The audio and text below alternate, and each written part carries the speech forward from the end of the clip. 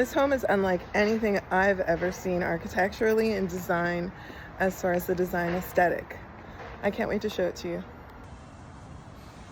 Designed in 1967, this home reflects Olson's Bauhaus-inspired precision.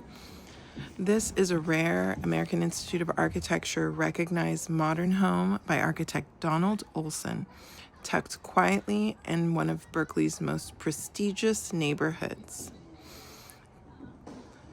This home also demonstrates clean geometry, seamless light, and a soulful connection to nature.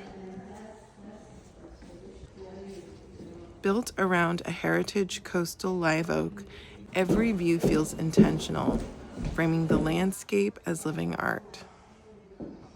Inside, over 3,500 square feet flow effortlessly to 4 bedrooms, 3 baths, original hardwoods, and iconic walls of glass that make Olson's work so collectible.